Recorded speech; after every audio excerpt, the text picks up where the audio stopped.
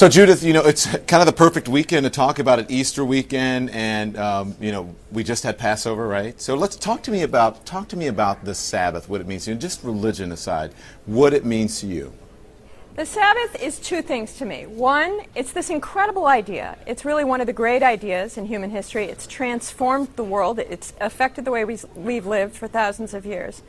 And I was interested in thinking about it, studying it, learning its history before it kind of disappeared from our lives. So that was the big idea that I had about the Sabbath. And then what it meant to me personally was it was a way to get outside of the work-a-day, driven, careerist life that I was leading. It's interesting because you talk about, Christians, any religion, people have these moments where they feel like they're searching for something, right? And then it can be even harder now, as you say, we're connected. I'm showing my BlackBerry and my iPhone, and you're always connected. And sometimes, do you think it's always about religion, or is it just about connecting to source, connecting to family, pulling back and not being so involved in the rat race? Don, that is exactly the point. That's exactly the point of what I discovered about the Sabbath, which is that it is a really good idea for people, for families, for communities to set aside a structured time in which to connect with each other. And that is at the heart what the Sabbath does. You said, this is a quote from you, you said it's a collective time illness. What does that mean? Collective time sickness, actually. I say we're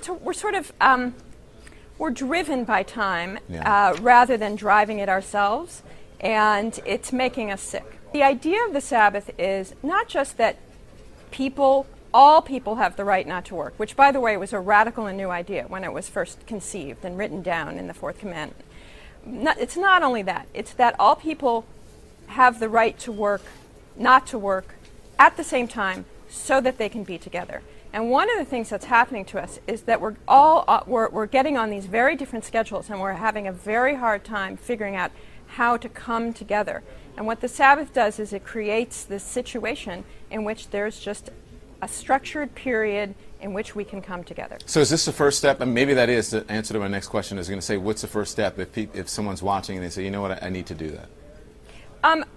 Basically, the first step is to do it yourself. You bring it into your life and try to get your family to do it with you.